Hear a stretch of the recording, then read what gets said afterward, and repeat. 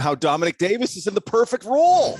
That was perfect for him yesterday. That is what we talked about 15 episodes ago. This is what Dominic should be. Yeah, the lanky man who can just lean forward. They were crushing all those short yardage ones. And then you go, hey, if there's a 2nd and 1, Dom, why don't you drop back and throw one 60 yards downfield? So I did not watch as we welcome you to the breakdown. I just jumping right in. Okay. Might as well. I didn't curse. Shit, damn hell. Oops. I did not watch a big chunk of the Montreal-Toronto game because I was fishing with Brad Snopley, which was a glorious experience, which we'll have podcast for you down the road of us hanging out talking about that. Are we doing like live nat sound from there? Like, bloop, bloop. I wanted to. I brought like a little handheld recorder, but it was so goddamn windy on the water. Oh no. That there was just no point. Like I tested just to see what it would sound like, and there was absolutely no point. But bloop. Yeah. 2 lanky men, both handsome in their own right.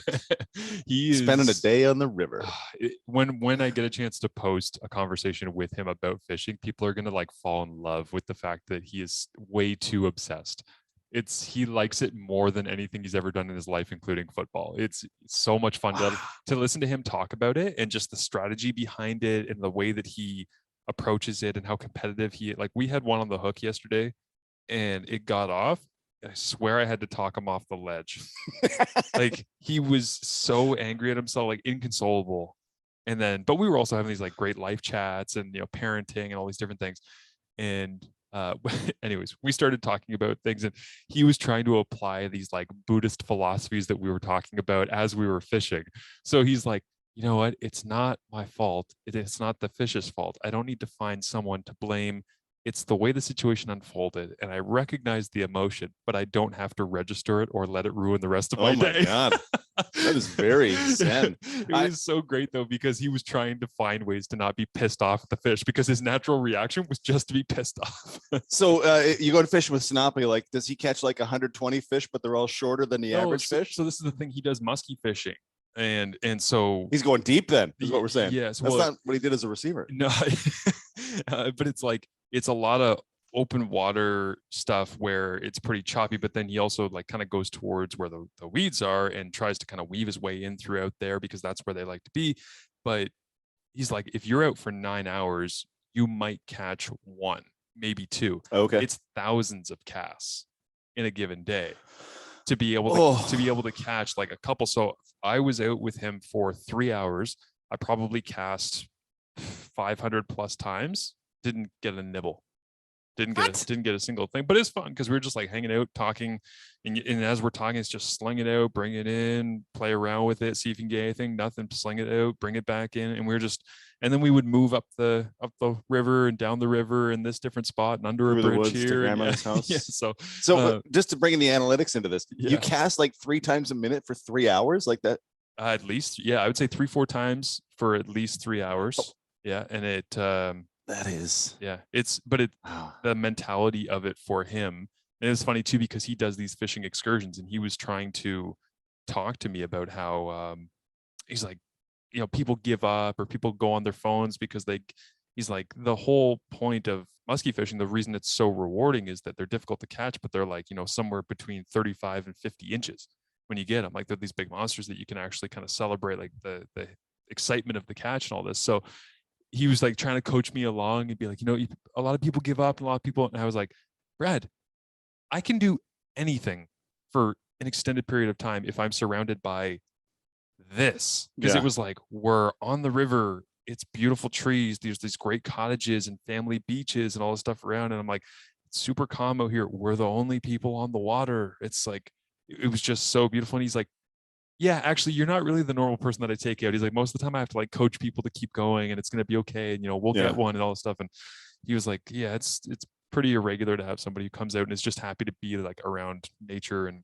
relaxing, I guess. But anyways, everything you said there sounds super exhausting to me. So it sounds like I'm the guy who would normally go like, can I just fire up Netflix? Will that scare the fish? He's so okay. That's good though. Sinopolyfishing.com if people are interested in the Ottawa area of going out and having a fishing excursion, because he's trying to build up his client base and he's really good at what he does, which is really fun. But, love it. All right, so let's get into a little bit here. Is first and foremost, it's great to see you. You as well. Like I just see you through the phone or through Zoom, and now we're just in person. I'm like, I don't. This is amazing. I know. This is how you look like in person. Because I just see your TV head, right? Or I just see you through the Zoom. So this is great. I know, it's good to be in person. It's always different in person, which is always better. Like it's the reason why so many times you try to do things in person and broadcasting, because if you're doing a sit down interview, it's always better when you're able to actually talk to somebody face to face. So it is nice to be able to do that. And the other thing that right off the top I wanted to mention is congratulations on everything with CJOB in the first week and getting it off the ground, because I listened back to some of the radio broadcast and it sounded great. Thanks, buddy. Like you and Doug sound friggin' awesome, man. Because I was away last Friday when you were doing the game and I wanted to catch a little piece of it, and so I kind of dove in while I was out on the paddleboard in Lake Erie last week online, and I was like, this feels so good to hear you enjoying it and doing it at a high level in Winnipeg. So 5-man. No, Doug, they appear to know to blitz when Winnipeg goes empty. It looks like that's when they're bringing the blitz. Yeah, I love just being able. It's so good, just being around live football. And Winnipeg, Ottawa, week 1, 1917. Winnipeg wins was not a particularly well played football game. But for me, I don't care because it was exciting as hell. Yeah. Right. And that's all we want as a broadcast. It could be sloppy. It could be terrible. Collaros could have to have one knocked down by Drew Wolotarski. He could throw a dropped interception to Money Hunter. Jalen Acklin drops an 80-yard touchdown. You're like, this, just bring me the exciting plays. Bring me the fun plays. Bring me the conversation points of, okay, Winnipeg won. Mark Leggio kicked the winning field goal. There's a storyline. They couldn't run the ball. There's a storyline. The defense gave up 380 yards that could have been 460 yards. Okay, that's a storyline. Collaros and Ellingson look like they've played together for 10 years, even though they haven't seen each other in the same uniform in 8 years. Dalton Schoen, the rookie, gets his head blown off, fumbles the football. Hideous mistake. Will it ruin him? No, he goes on to have critical catches, including one on the final drive. And oh, by the way, the Zach Collaros potential concussion storyline reemerges with 3 plays to go. Drew Brown, ice cold off the bench. Bink, boom, boom. Bombers win. Like there's just so much to talk about from that one game. And that was one of Saskatchewan. Hamilton didn't appear to be a real good game from the first week.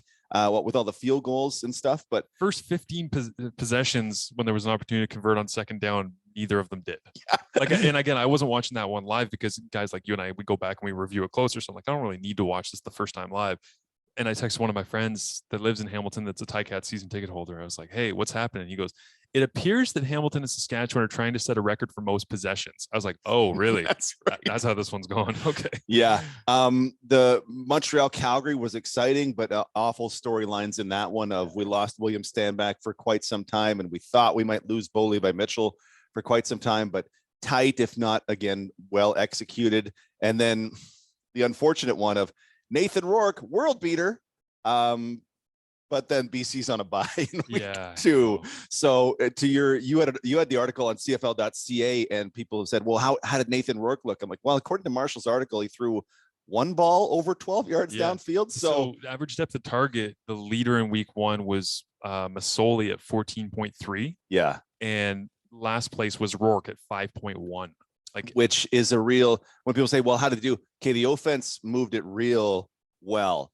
However, you're not going to get the Pee Wee League defense facing you every time, right? That was legitimately shocking, though, to see, like, when Chris Jones was saying at halftime, we didn't line up correctly, we couldn't adjust correctly, we didn't peel with the back, we didn't, like, that 5.1 is because obviously James Butler looked incredibly explosive, was running through everybody, but if they're not going to peel, like, if I'm reading things out as a quarterback, most of your reads are, we're blocking downfield, and my first read is flying Butler to the flats, and nobody peels with him, and you throw it to him, he just runs to the end zone, and you're scoring points over and over and over again. It's like, why bother anything else, right? How did they not adjust? How did they not improve? How did their eyes not become more refined as the game went on once they got a better feel for the flow of the game? Like, it's not. And the crazy thing is, too, like, we were talking throughout training camp about, well, Calgary and Edmonton, they had more practices, they should be more ready.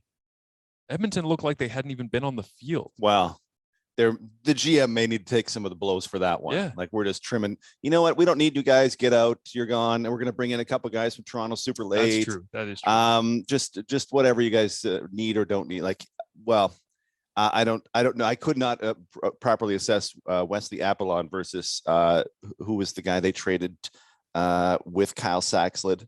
Linebacker Grant McDonald. I'm like, I'm not able to assess Apollon versus McDonald, but could McDonald have done better having a year of experience? I don't know, but he was one of the two Canadians that Chris Jones yeeted out the door for a slightly better draft pick. Like, okay, well, you might need to go back, and at some point we're going to go back when you win 5 of 18 games and go, the GM kind of screwed me on this one. Right. And the GM will hope to have at least at some point in the season go, okay, well, we put this piece in place for next year. 2020, as long as he's thinking, okay, I'm building for 2023, I will ignore just about everything they do this season, except for maybe I'm not sure why he pulled Nick Arbuckle in that game for a Trey Ford series when they're getting smushed. Yeah, and my concern with that one was like, super cool storyline, being able to see Rourke and O'Connor on one side and Trey Ford on the other sideline, and I could celebrate that, I could get behind that, but it was the idea that if you are coming from IMG Academy, Penn State, UBC, like Michael O'Connor, you can get thrown into a game, you'll survive. If you're Nathan Rourke, you've been an all-conference quarterback in the MAC playing for Ohio, you can survive. If you're Trey Ford, you play at Waterloo. No slight to Waterloo here. They've done a great job rebuilding their program since they were basically death penalty because of a steroid scandal and all the rest. Mm-hmm. But when he got there, Waterloo was 3-30. When he left, they were a 500 team. And Trey is an incredible quarterback, but I think, we always do, you and I always laugh about quarterback wins. People always talk about winning as a quarterback metric and for whatever that's worth, and very little. But the reality is that he still won 50% of the games that he played in the OUA. Right. And so when they won 11% before he arrived, right? And it was like they would kill the bottom feeders, and then they would try to strike on the Guelphs and the Westerns and the McMasters and the Lauriers and the Queens at times. But to take a guy that has that as his background and be like, training camp, okay, you're a first round pick, you're not getting cut, we're going to give you an opportunity. He's on the roster. People are talking about him being dressed as a wide receiver. Is he really a quarterback 2? Is he quarterback 3? It was all very much like you couldn't tell what was happening. And then all of a sudden he's in the football game when they're already down by $1 billion, and BC's got their ears pinned back and coming after him, and I was like, there's literally not a worse situation you could put a young Canadian quarterback in to set him up for failure. And on the very first play, he doesn't even get to I don't even know if he got to his first read. It was caught the snap, looked at something, and then said, I'm running. And I'm like, of course, I don't blame Trey for that. That is inevitable that is what was going to happen in that spot for him. So I was personally, as much as I was excited for Nathan Rourke in the evening that he had and his execution and his demeanor, I was also really disappointed for Trey Ford and he's a headstrong kid. I know Trey decently well. It's not going to affect his long career. It's not going to change who he is. I just wish for him that he had a better situation in that first outing, because he deserves better. And it's honestly the reason why we went to commercial break after he got drafted to Edmonton. And I looked at Dwayne Ford and I just kind of was like, oh man, that's not a great spot. As we have military helicopters go over behind Parliament Hill behind us here. This is a great spot, however, with Parliament in the background. Well, and that's Chris Jones. I've never thought he cares about the offense. I've never believed that he cared about the offense. If you watch those 3 Saskatchewan seasons, you look at that and go, oh, it's Brandon Bridge again. Okay. And then you called all these receivers. Okay. Well, I don't really believe that you're minimizing like maybe the best quarterback in the CFL and Zach Collaros. Okay. Well, I don't know that I believe you care about offense. Right. And the other part of it is, okay, did Arbuckle need a break and we just needed to do that? Or is the point of throwing in Trey Ford, hey, you know what, this kid can deal with it? Because frankly, I screamed at him during the interview process and he can take it. Mm-hmm. Maybe I hope it's because he truly believes that's the best way to deal for Trey Ford's growth. I hope that's it. I have nothing to back up either way, but I hope that's what a coach who drafts a quarterback in the first round is trying to do and help that kid grow, or at least save Nick Arbuckle's life by giving him a breather for whatever it was, 3 passes. You know what it gave me flashbacks to was 2017, I think. Yeah, 2017 when Saskatchewan was the crossover team, Mhm. won in Ottawa, and then went to Toronto. Remember, it was KG and Brandon Bridge in 2017, flip-flopping back and forth and back and forth. And it was like KG started playing. I don't have this specifically, but I remember right before the half, it was like Bridge just got thrown in, and he played well for in the Toronto game. Yeah, I feel in like the East I feel Final. like Glenn started that really poorly, and you Yeah. went, okay, I get it with what you've been doing this season. I get it. Right. Yeah. And then he went to Bridge for a while. And then I was like, well, KG came out and started the third quarter and then threw an interception, and Bridge was back in, and then Bridge didn't play well enough. And KG came back in, and it was like, so Doesn't care. the pattern there has developed, and it's hardened of that's how Chris Jones is going to handle. And if Arbuckle doesn't play well enough, he'll just swap him out and go with Cornelius. But if Cornelius struggles, they'll just throw Trey Ford into games again. Like we could see that again against Saskatchewan this week for all we know. Anything could happen. It's based on what you had there. It's got to be Nick Arbuckle. Right. Like I need some Nick Arbuckle stands to hit me up at DT on OB on Twitter, because there's got to be some, like, where he was in 19 to today through absolutely no fault of his own. Okay, his play in Toronto wasn't amazing, but Toronto had some fundamental flaws, even though they were at a great winning record.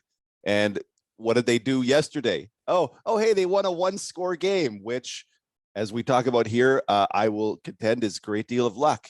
Like a guy misses a 21-yard field goal level of luck.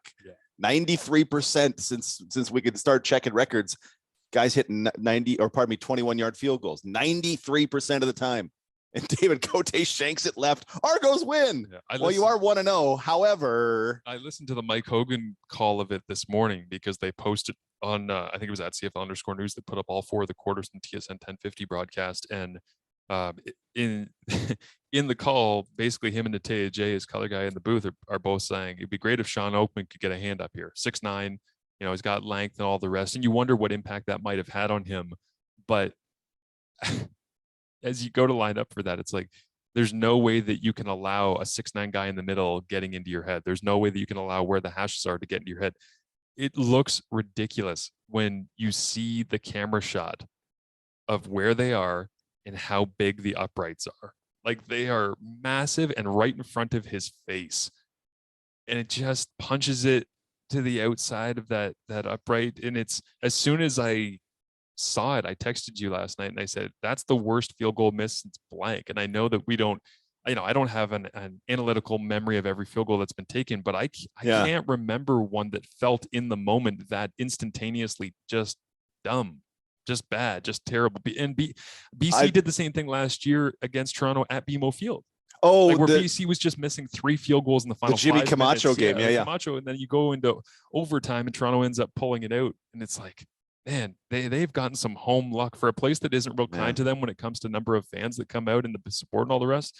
They've had some great home success the last couple of years at being able to squeeze out games that, like you say, the luck stuff, like they probably haven't deserved to win many of those. Yeah. You remember last year in the NFL, Green Bay and Cincinnati kept kicking field goals and then went to overtime and nobody could hit it. Mason Crosby can't hit. The Bengals guy can't hit. Like that was pretty bad. But I'd be curious because when I went back and dug it, it was 120 of 129. Yep. And then I think it's at CFL Stats, but it's a guy I follow. Said, they were 3 of 4 in 2004 as well. So 123 of 133 since we can start tracking records of 21-yard field goals. That's how often they're hit. I would be stunned if any of those was a game winner. Right. Or something that low. I'm just seeing if I could yank it up on my phone here. Because to win a ball game shorter than a convert. Yeah. Like Justin Medlock is rolling over in the grave he'll be in 60 years already, because it was remarkable on the top of a game that was atrocious in the first half, and then some stuff started happening in the second half. But I don't know. We talk about Vernon Adams getting pulled after 4 pass attempts for, I don't know, 25 yards of offense. They couldn't. You look do that up anything. for a second, and I'll let people know to go to fox40shop.com to get themselves all hooked up with any gear that you need. Of course, use the promo code CFP15 is where you can find it. They got coaching boards and whistles and ball pumps and all sorts of good stuff for you there. So if you'd like to go get your ball pumps, make sure you get to fox40shop.com. Did they take my tip of Get your balls pumped at Fox 40. No, I should have taken some of the Fox 40 nautical equipment out when I went fishing with Sinopoli. I didn't even think that they got a whole fishing line that's up for grabs there. Maybe I'll gift Brad as a thank you for taking me on the water. I'll send him some Fox 40 fishing gear. I love it. I love it. That, but I felt real bad for Kahari Jones on Thursday because there's a guy who his job is absolutely on the line. Whether you believe the thing that Danny Maciocia wants to be the head coach or not, Kahari's job is on the line, and it's tethered to, thank goodness Trevor Harris chose them, one, but it's tethered to Vernon Adams. And you and I have talked about Vernon Adams a ton.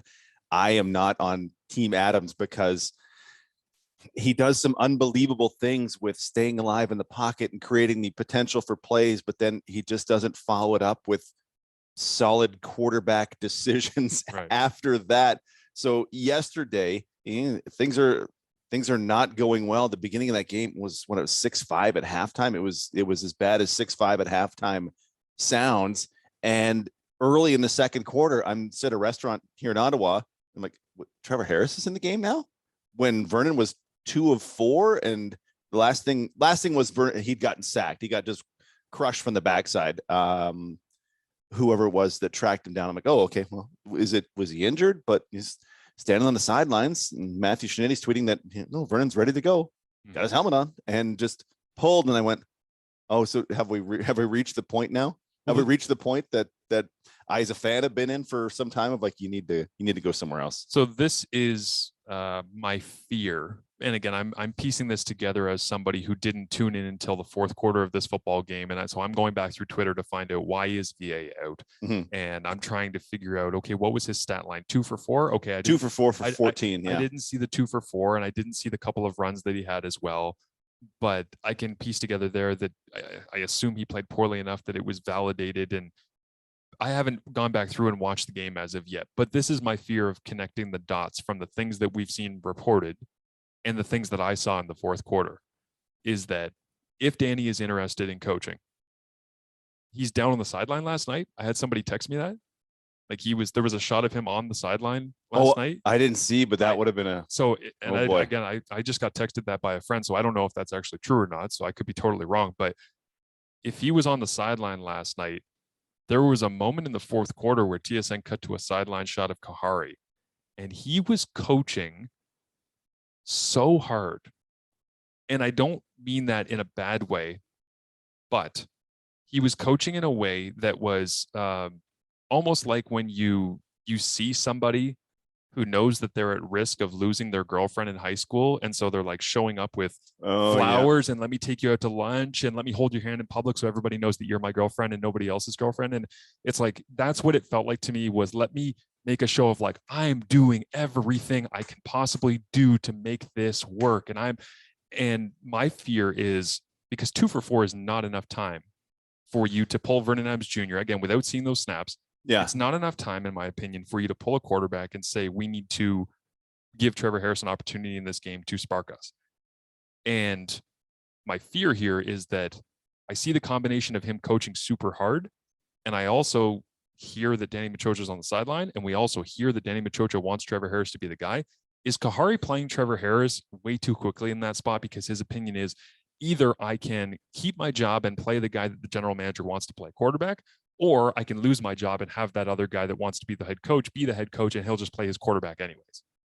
Which the prudent thing would seem to be, okay, well, I'll just play the guy that he wants and I'll keep my job. If the GM can fire me, I should probably go with that. If that's where Kahari's at, then that's prudent. But that's a terrible setup to work under professionally, where it's like, I'm playing the guy I don't actually want to play because, as you say, I've been tethered to VA, and our mentalities and our playing style match up a lot in terms of taking the deep shot and being aggressive and being athletic and moving the pocket. And it's like, Trevor's a totally different quarterback who needs a totally different offense. So now you're pulling the guy that you actually believe in. This is what it looks like to me. You're pulling the quarterback you actually believe in to play the guy that your boss wants you to play because you're scared your boss wants your job. How do you think? And then add in the secret sauce of Gary Stern in the booth being this fun, wacky villain of an owner who is stirring the pot with every type of a tweet. Yeah. And it's like, I get it. It's fun. It's different. It's entertaining. It creates intrigue in the league. It also creates chaos. There's a reason why most owners don't do that. And when you're in a volatile situation like this, where your boss apparently seems to want your job and is getting you to play players at primary positions that you don't want to be playing, it's chaos. It's a mess. Like that is a terrible working relationship to have. If, again, I'm connecting a lot of dots that are not concrete, not finalized reporting. Yeah. But if even 70% of that stuff is true, DT, that is a disaster waiting to happen. That is, Kahari gets fired regardless of playing Trevor Harris. Yeah. Trevor Harris comes in, rolls an ankle. Now we're playing Dominique Davis with Danny Maciocia as the head coach on the sidelines, and Gary Stern is angry tweeting throughout the year. Like, that's where we're headed if this is going to go down like this. And I don't understand why people in a professional football setting can't see the road that they are sending themselves down. Interesting. Gary Stern needs to keep doing his stuff because it makes us talk about it. And we need more owners like that.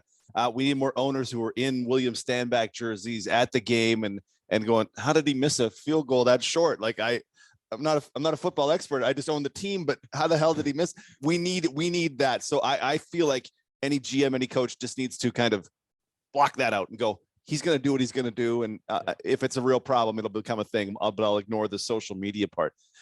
My boss wants my job. I did a couple of IG lives with Milt Stiegel, and he said he feels like his buddy Kahari is absolutely on the hot seat, like unprompted. Milt's like, no, it's Kahari's on the hot seat. And he says he fully believes Maciocia wants that job. And I don't know if Milt's talked to Kahari or Milt's just connecting dots on his own, but if your boss wants your job, there's nothing you can do other than go 16-2, right? And short of going 16-2, you're probably going to be on the way out. And then Montreal is caught with these could not. I'm trying to think of more different quarterbacks to put together in the same team in the CFL. Short, because Matt Nichols isn't currently playing in the CFL. That would be the one to pair with Vernon Adams. That would be the most diametrically opposed. Right? Yeah. Short area, short target, super accurate. Trevor Harris, who actually showed some scrambling in that game that makes you go, okay, that's nice.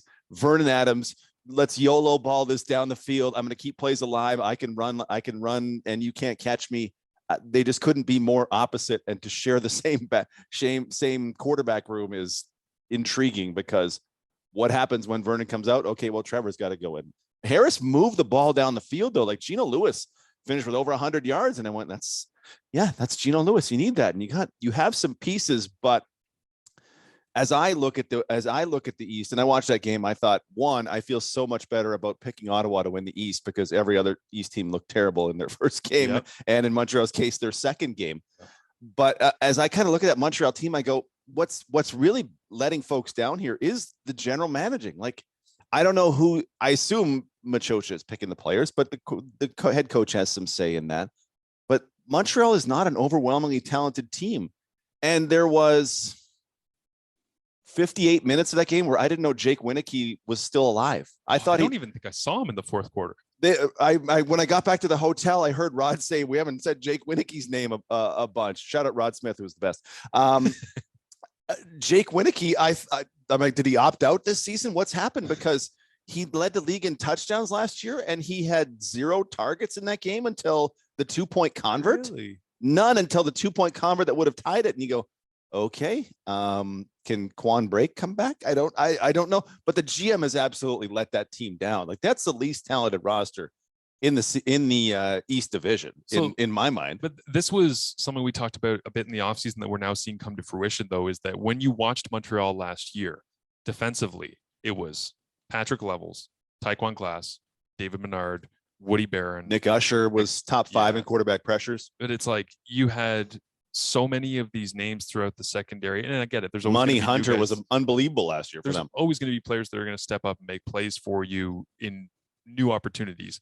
But when Ottawa pillages the number of people that they did defensively from them, and then BC gets Woody Barron and David Menard, and then offensively, it's like, okay, and this is, I guess, my real frustration with Montreal through these first 2 weeks. And again, this goes into the whole idea of it just being a chaotic situation, in my opinion. You lost all these players on defense. You're making the best of it that you possibly can. You weathered the storm against Bo. You held them to 50% completion rate in the first half. You come close to being able to win that game. Can't get the job done. Toronto, you're a kick away. You should be 1-1 and coming home for your home opener. You're not, because the kicking game fails you. But then it's like, you lost all these people on defense. your plan was continuity on offense. VA is spending the offseason working out with Gino Lewis and flying out guys and hosting them out in the Western United States and being able to take care of them and show them all these things. And it's like their advantage in a league where there's so much turnover was we have Stanback back, we got Gino, we got Jake, we got VA. Reggie White Jr. back for another season after jumping into the lineup last year. Yeah. And now it's like VA's on the bench, William Stanback's hurt, Jake Winnike's in witness protection. So your advantage, like literally your overall roster advantage, it's not on defense, it's not on special teams, because you were supposed to have Jeff Reinbold, who's a hell of a special teams coordinator. He's not there. Byron Archambault has stepped up and doing a pretty good job and fill in, but Reinbold's a different cat. Like he's going to get some different things going for you that's going to make a difference. So it's like your advantage in each and every matchup is no longer special teams or defense because of the lack of roster overall big name talent that you don't have it there. Mm-hmm. It was supposed to be on offense, and you, by injury, you've taken away one, by benching, you've taken away another, and by style of play calling or fit or lack of communication between Trevor Harris and Jake Winnike, you're taking away a third. So now your team is literally Gino Lewis and Trevor Harris. Yeah. Which, how many games are you going to win if your team is Gino Lewis and Trevor Harris? Probably 4 to 6. Yeah. Which, shout out to those of us holding Gino Lewis to lead the league in receiving, and Ottawa and Montreal under 8.5 wins. But teams are just going to roll coverage towards him though now. Like, and I understand that Jake will have his day, and Reggie will get into it, and Stanback will come back at some point. Julian Grant can do some stuff on the opposite had a side. nice catch over the middle of the field last night, late in the fourth, but it's like I just come back to when I'm looking for advantages in matchups. They had that if they're able to stick with some of the plan going forward. But this is the chaotic stuff is when you are constantly looking for the quick fix and you're panicked and you're being pressured from the front office and otherwise, you just jump to decisions that long-term are detrimental to the health of your organization. And I'm scared right now for Montreal football fans because you have an entertaining, albeit somewhat flawed young quarterback in VA who's got a high flying offense that was super productive last year, and they needed more from their defense. Well, like you say, the GM doesn't have the ability to retain all of these defensive players. They leave, lost the advantage there. Okay, our offense is going to be our advantage. Oops, no, our offense isn't our advantage. What is our advantage? We don't have one. Yeah, I hope they traded a 6th-round pick to get Walter Fletcher, the little running back from Edmonton, and little is a relative term, but Walter to William Stanback, everybody's little. Yeah, exactly. I have real high hopes for him based on what he did last season at the end of the season against Edmonton, because he came into the game against the Riders, and you're like, oh, boy, this guy can move. So that Montreal team, like they can open creases and make things happen. So the right running back can do some stuff with that. I want Vernon Adams to be good so much it hurts. Yeah. Like it hurts, because that's where we were at the end of 2019 with Vernon Adams and Cody Fajardo. Mm-hmm.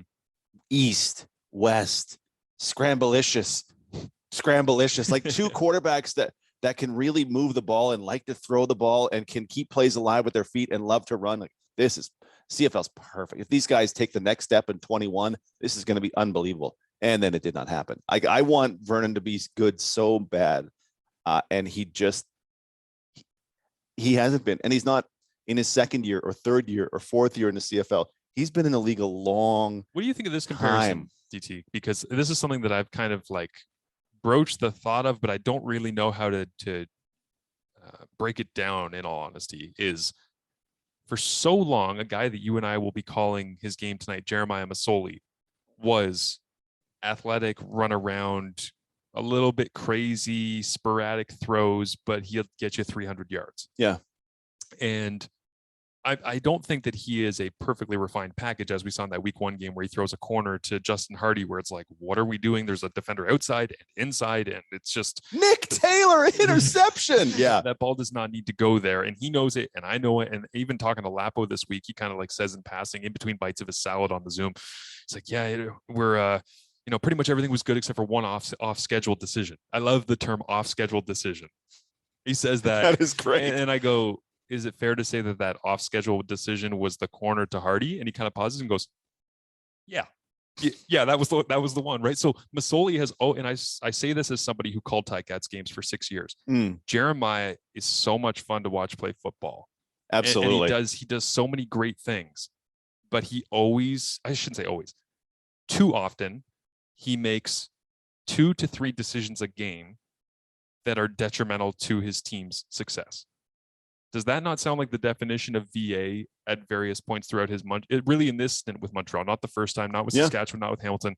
So entertaining, so much potential, makes 2 to 3 decisions per game that are detrimental to the success of his team. And it seems like what Montreal was going off of with the decision to bench him for Trevor last night was, we are no longer willing to put up with those couple of mistakes. And if we get the sense that we are even head towards those mistakes because you're starting slow and we just don't think you're seeing it that day, we're going to get you out of there because we're going to put the safety robot Trevor Harrison, who knows exactly where to go with the ball at all times and check down and move around and throw it away and do the things that are efficient and smart and safe. Mm-hmm. And it's like, okay, but Jeremiah has had a hell of a career for a guy who makes some detrimental decisions to his team's success. Pulled from the East Final. Pulled. It's like, is VA ever going to get to the point where he is more than the guy who's being doubted for those decisions, where he's going to be, and I'm not making, no, he won't be. I'm not making the case for him of he deserves it unquestionably. I'm just I'm asking the comparison between him and Jeremiah Masoli, because I'm intrigued by the idea that Masoli needed a lot to evolve, because he used to make a lot worse decisions and a lot more often. He's much less of a freewheeling gunner now than he was when he was first in Hamilton. He still makes those decisions and those throws that you're like, don't love that. At critical times, right? too. And that's the problem. It's always been the critical times. But for VA, it's like he hasn't even really gotten the opportunity yet, in my opinion, to fight his way through a lot of those moments. Like Masoli in the 2018 Eastern Final, playing for Hamilton with June Jones as his offensive coach and head coach here in Ottawa, throws 3 of the worst interceptions I've ever seen. Yeah. Straight into the chest of defenders. 1, 2, 3 games over. Trevor Harris blows out the Ticats. And for me, it's like, he had to go through that and actually try to learn from that. Did he learn from it in the way where it's like, I will never do this again? No, he still does it once in a while, but not as often. I just wonder if VA deserves the opportunity to get to the point where he can try to learn from things so that he does those things less often. Because I don't think you're ever going to eliminate it from his game. And I feel like their career trajectories are so interesting to me because of the difference in age. Yeah. Masoli's probably 5 years older, 4 years older, 33 to 29, I think is probably what it is. Vernon Adams has in the regular season 817 career pass attempts. Like it's enough to learn and to evolve. It's a Henry Burr season and then like 4 games of the next season. So it's so many years. It's been so many years for Vernon Adams to get it. And if he doesn't have it now at 29, why would I think he's going to have it at 31? What is 500 more snaps this year going to do? And that's the problem. Like if he could be, I've used this before. Like Matt Nichols was 80% Trevor Harris. I love Trevor Harris. But Matt Nichols, people say, well, what is he in Winnipeg when they're winning all these games? Like he's 80% Trevor Harris. Yeah. He's doing what needs to be done, but he's not doing anything special, and they're winning games. So sweet. If Vernon Adams could be 80% Jeremiah Masoli, that'd be pretty great. But then even Jeremiah Masoli, though he was, you mentioned the interception last week against Winnipeg. The rest of that game, phenomenal. They hung 380 and it should have been 460 on the Winnipeg Blue Bombers. Those numbers haven't been up since week 15 of 2019 when Vernon Adams put 488 on the Winnipeg defense. It's the thing with Masoli is, and the only thing that gave me pause, like when Ottawa improved its quarterbacking so much just by getting Masoli. However, what was his last play of the East Final? Like he was getting sacked and he tried to throw one sideways or what? Like he makes these bizarre decisions at points where, hey, things are great. All of a sudden, this bridge over I-95 is great, and then bam, it's gone. Like his decision making he makes I can't even imagine what's going through his head as a long time veteran quarterback. And bizarre decision like that I could make this happen, and you clearly should not. Like you just should never do this. And Vernon doesn't have the good stuff that Masoli's done already. Like he threw for almost 4,000 yards in 2019, and things look great. A touchdown reception was 2-1. You're like, okay, well that doesn't tell the whole story, but that's good on its face.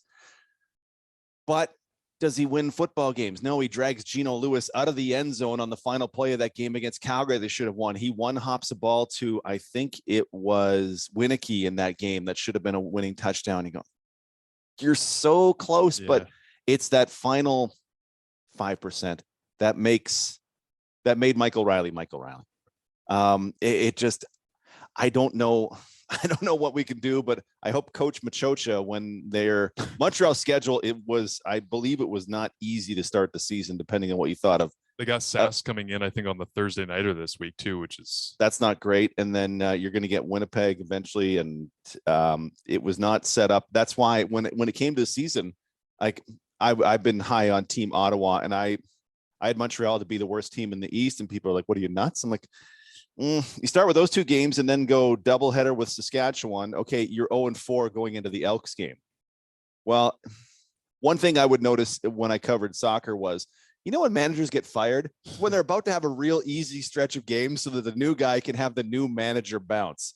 So Montreal, if they lose twice to Saskatchewan, Kahari's 0-4. Oh, I'm fired and we get to play the Elks. Oh, I'm the new coach and I get to play the Edmonton Elks, who are also 0-4. Oh, let's have it that, because and I make my valiant return to Commonwealth, or I assume that game's in Edmonton, but like for Maciocia, who was a coach there in Edmonton, like that'll be a storyline going in. The most chaotic quote that I saw from Gary Stern that made me go, yeah, this isn't an if, but when, is he said, I expect us to, I forget what the exact quote was, but it was essentially, I expect us to have a great season. I'm looking forward to us, doing great things. And if we don't, I will make changes. And I was like, that's not a great owner quote, but I've seen that quote before. Here's the chaotic part. He says, if we don't, I will make changes. I don't exactly know what that means yet, but I will make them. A change for the sake of change. Montreal Alouettes football. Choose your game. And again, I don't want to come back to like, should owners be talking like this? But when I saw the quote of him saying, we're going to kill Toronto, it's great.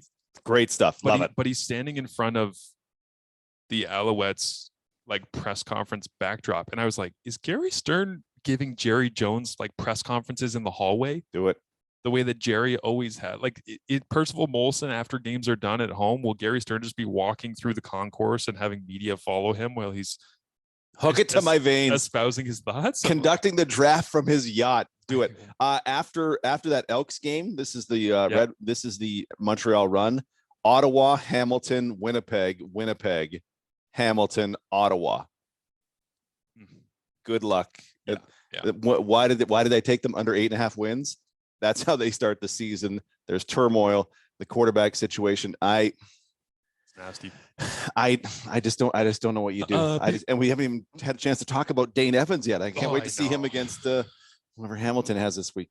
Calgary, right? To find out what's happening there, because Hamilton week 1 looked way worse than I think anybody would have expected. The 2-time Grey Cup participants.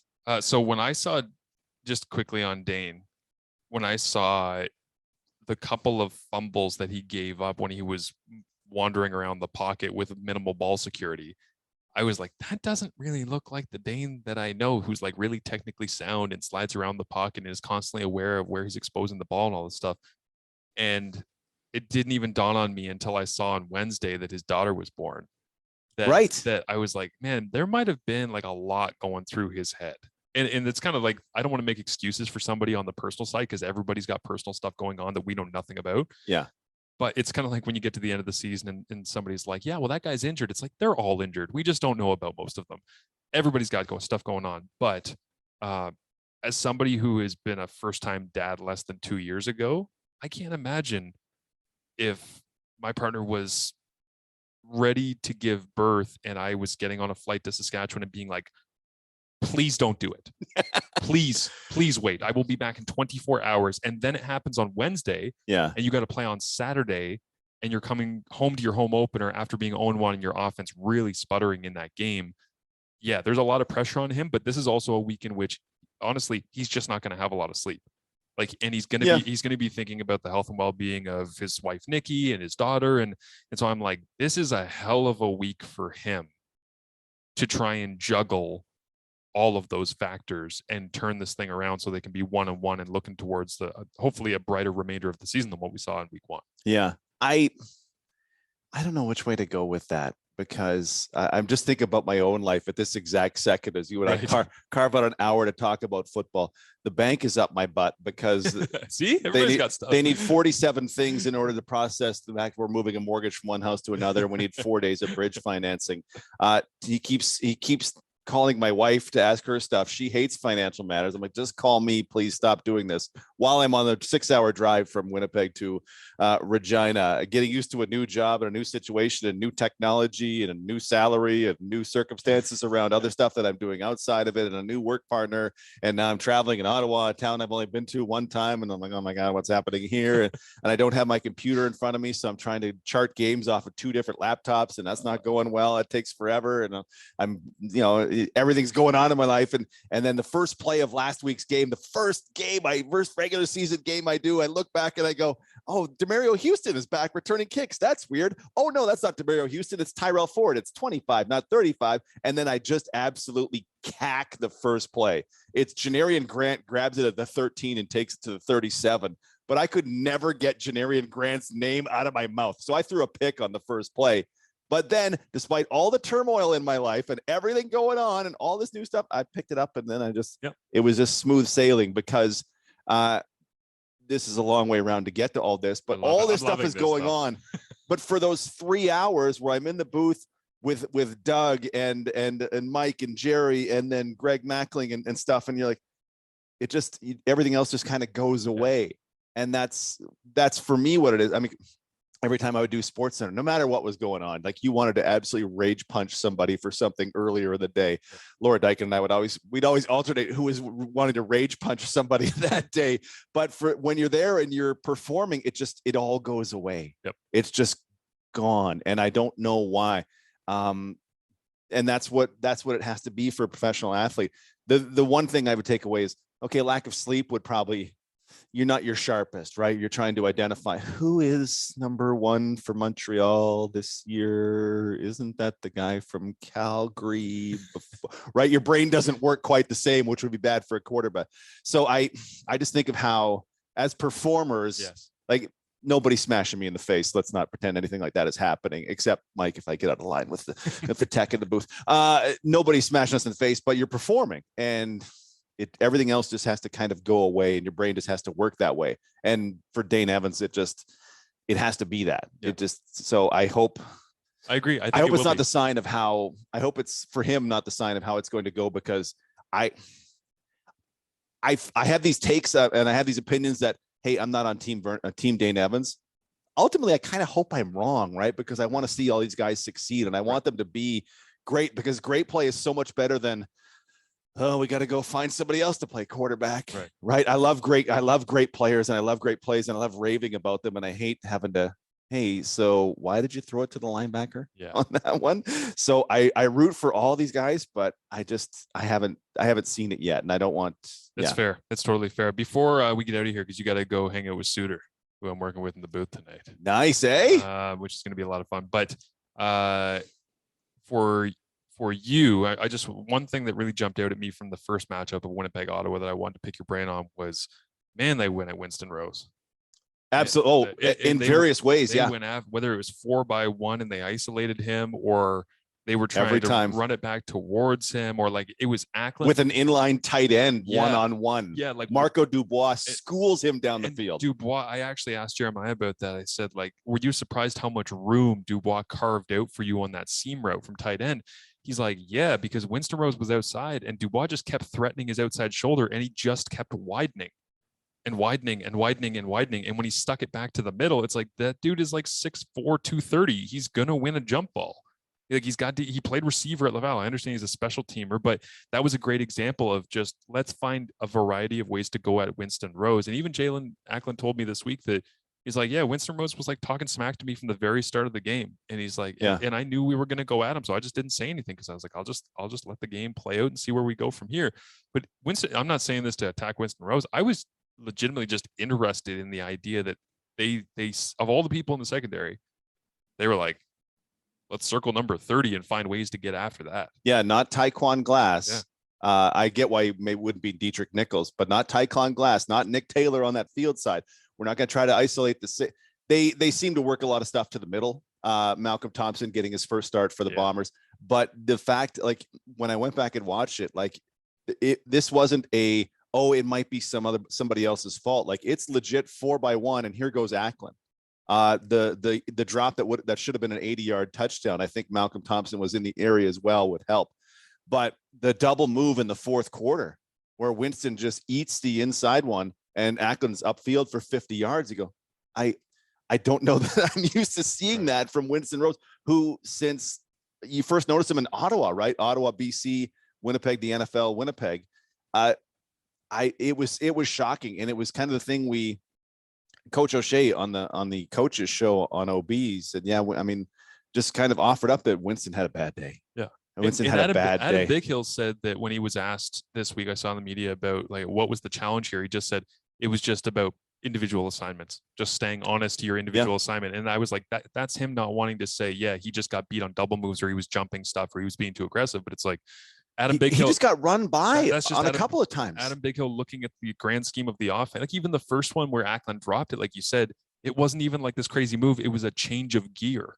Like, Ackland was like 70% to 90% and was open down the post. I was like, man. So I guess my question is, do you think we'll see that again? Like, I think if you're Ottawa Friday night, you have to explore that again. Yeah. Like, is that a thing? We're going four to the field. It's Ackland alone to the boundary, 1-on-1. We'll see if Winnipeg rolls Thompson over the top or shades that way with anything else. But if they do, then we're going to hit you to this side, and we'll see what Winnipeg does. But when an inline tight end named Marco Dubois outruns you down the field, you go, he was wearing Winston Rose was wearing a boot for a brief spell in training camp. And the thing I thought leaving that game was, is he injured but playing through it, or he missed a day of practice this week? They say he's fine. Who knows what that truly means, because football teams don't always tell us the 100% truth, because it's not in their interest to do so. But there's why a guy I think of as a top level cornerback, I don't want to throw a number around, a top level cornerback in the league gets torched by Jalen Ackland, who's really good, but Marco Dubois, who was in a 3-point stance, runs by him for 50 something yards. Honestly does not compute. I can't remember the last time I saw a tight end in Canadian football win a seam route. It was the weirdest thing, but I loved it so much. And I bugged Lapo about it this week too. When we were on the Zoom with him, I was just like, hey, that was pretty good, eh? And he's like, yeah, we got some more stuff from Marco in the package. And then and I kind of jokingly, I was like, got anything for Keaton Brugling? It's his first game coming up tonight. So 87. We'll see how that goes. But let's do this again at the Grey Cup, because I don't think I have any more Bombers games. Come on, man. This was super fun, though. Yeah, this was great, buddy. He is Derek Taylor at DT on OB. I am Marshall Ferguson, TSN_Marshall, where you can find me at CF Perspective. Don't forget to go to fox40shop.com and support the people who allow us to put this podcast together for you. Use the promo code CFP15 at checkout. We will talk to you next week right here on The Breakdown.